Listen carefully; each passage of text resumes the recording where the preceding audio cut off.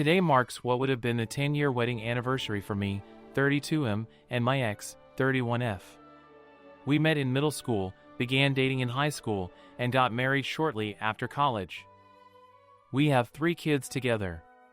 My ex, Anna, spent the early years of the marriage as a stay-at-home mom. As the years went on, she became increasingly bored with that and eventually restarted her college education. With 1 semester to go, she decided the major she was pursuing no longer interested her and she dropped out of college. Instead, she began working as a waitress in a local restaurant. Her best friend, Monica, 38F, also worked there. She enjoyed the work and seemed to be doing a good job with it. She was making friends for the first time in years, her depression was getting better, and it seemed to be a positive change in her life.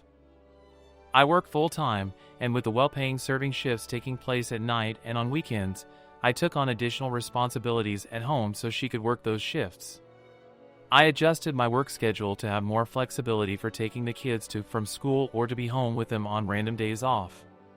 I took them to all their weekly sports practices and after-school activities. I took on the majority of the cleaning, shopping, and laundry.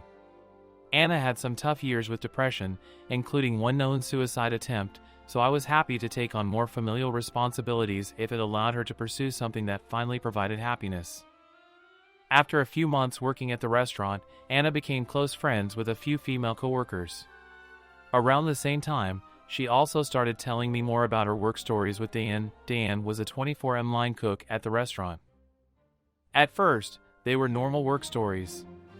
Funny things that happened at work, how they reacted to rude customers, the latest drama from a workplace that employs a lot of young, drama-filled people. But as time went on, she started to tell me about how Dan was hitting on her and telling her she was pretty. We had conversations where I shared that I felt their relationship was crossing a line, and I asked that she shut down any non-professional interactions he had with her. As the months went on, I stopped hearing about Dan, and I was assured that he no longer was hitting on her. As the months went on, our marriage declined. We no longer made time to date each other. We stopped enjoying spending time with one another. I didn't outright know she was cheating on me, but I knew our relationship wasn't the same as it used to be. Then in March of this year, she didn't come home one night after work. It had become a regular occurrence that she would go out for drinks with coworkers after their shifts ended. For quite a while, I was happy for her because it seemed she had made some genuine friends to hang out with. The night she didn't come home from work, I had fallen asleep on the couch while trying to wait up for her. In the early hours of the morning, I called her phone 3 times, wondering where she could be and if she was okay. On the 3rd call, she briefly answered, informed me she drank too much and stayed at Monica's house, said she'd be home in the morning, and then ended the call. Monica had been friends with Anna for several years. We went on double dates with Monica and her ex-husband, James, prior to their divorce. Monica has a daughter the same age as my daughter, and they're best friends. The problem with Anna's story was that Monica and I were at our daughter's dance practice the night that Anna didn't come home. I knew that Monica was at home with her daughter after dance, not out at a bar drinking, so it didn't make sense for Anna to be at her house.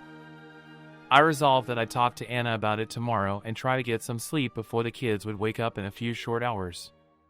As I was drifting off, I remembered that we shared our phone locations through a parental controls app we use for our daughter's phone. Frantically opening the app, I could see that her location was in an apartment building several miles away. It was the same apartment building that she had once told me was Dan's building when we were driving past it. For the next 3 hours, I sat on the couch, thinking about what I'd say to her and waiting for her to walk in the house. At 5:30 in the morning, I heard the garage door open. She came stumbling through the door a few minutes later, heavily under the influence and looking like she hadn't gotten any sleep. I asked her where she had been and why she didn't come home that night. She reiterated that she was at Monica's after having too many drinks and that she couldn't have safely driven herself home that night. When I said that I saw Monica at dance and knew she had her daughter with her last night, Anna changed her story and said she was actually at a different coworker/friend's house, Natalie. I replied saying that Natalie lives in a single-family house, but her location showed her in an apartment building. After a pause that lasted what I'm quite confident was several years, I asked, "Are you having an affair with Dan?" To which she simply nodded yes. In the coming weeks, we spent time trying to decide if we could repair things or if our marriage was over. We went to couples therapy and I went to therapy individually, too. I knew that I didn't love her anymore, but I wanted to have a chance to see if we could make things work so that I didn't lose time with my kids if we were to separate. Anna agreed to give us another chance and told me that she ended things with Dan. She broke things off with him at a coffee shop, not knowing what his reaction would be and wanting to do it in a public place. I spent that night consoling my wife as she went through a breakup with her boyfriend. The following weeks were a roller coaster. Anna and I went on a few dates as we tried to repair things. Each one was awkward, like a blind first date where you know very little about the person and strain for conversation. There were very few highs and a lot of lows. A week later, I heard that Anna was still talking to Dan. I talked to Monica about it, who had learned about the affair at this point, and we decided Monica and her friends from the restaurant would sit Anna down to have an intervention of sorts. I didn't ask details about what they discussed with Anna, trusting that they would do what they thought was best to advise Anna. So after an afternoon spent with the family, and on our way home, I pulled our vehicle over in front of Monica's home and told Anna to head inside. Anna quickly saw what was unfolding. She saw her other friends' cars in the driveway. Putting the pieces together that they were there to talk to her, Anna refused at first to go inside, but eventually relented. Anna came home from the intervention undecided on how to proceed. She wanted to think about whether she wanted to be with Dan or I, and we went to sleep. Then, after agreeing to continue therapy and trying to work on our relationship, while also agreeing to stop seeing Dan again, I got a text from an unknown number a week later saying that Anna was still seeing Dan. As I pressed for details, it became clear the mystery texter worked with them, and I knew in that moment that my marriage was over.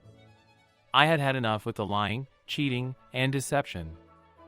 Mystery texter eventually revealed their identity. As I talked to them, Monica, and other co-workers of Anna, I learned quite a few things about the affair. That it had been happening for more than 6 months. That they were talking about getting married and having kids. I learned that after Anna knew I was checking her location, she would park her car with her phone in it at non-suspicious locations, her work, friends' homes, grocery stores, etc., to make it appear that was doing something legitimate, all the while she was continuing to cheat on me with Dan. Late the evening of finding out from mystery texter that Anna was still cheating, I woke Anna from her sleep and said we were getting divorced. I said I wanted her out of the house ASAP and that we'd figure the rest out later on. In the weeks between the intervention with her friends and us formally separating, Monica and I had been texting quite a bit.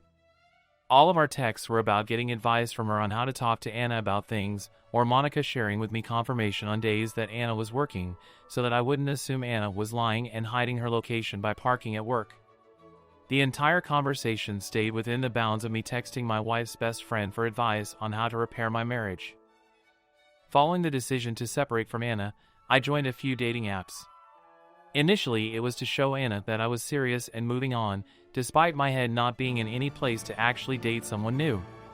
One night, while the kids were Anna, while I was spending the evening mindlessly swiping right and left, while also texting Monica after she checked in on me to see how I was doing, I decided to ask Monica to get some drinks and talk about how awful Anna had treated both of us.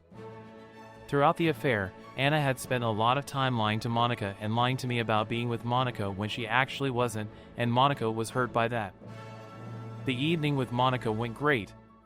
We spent 3 hours talking and laughing, sharing things about each of our exes and how they had treated both of us. Her divorce was further along than mine, so we chatted about that, too. I had known Monica for several years at this point, previously as my wife's best friend, so I was enjoying getting to know a different side of her. Several weeks later, Anna finally moved out. She rented a new place and we could finally start moving on with our lives, apart from one another. Since then, life has been a tale of two stories. I've been in a relationship with Monica for 6 months, finally finding someone that is a good person, makes me happy, and enjoys being with me. I've lost weight, I work out several times per week, and I completed my first triathlon. I've had a lot of good moments with the kids, doing fun activities and trying new things. Anna got pregnant immediately after moving out. She quit her job ahead of being fired for sexual harassment, as she was Dan's supervisor. She bought a new car for Dan, and then lost the knee job she had just gotten. News got out that Dan uses cocaine and sells various drugs after he got fired from the restaurant for being high at work. She's lost most of her friends as they found out about the cheating and lying. I'm happy to have moved on and to no longer feel stuck being with someone that's a terrible person. I feel no sympathy for her as she continues to make poor decisions, but I am pained by her still being someone in my kids' lives. Overall, I'm significantly happier than I used to be.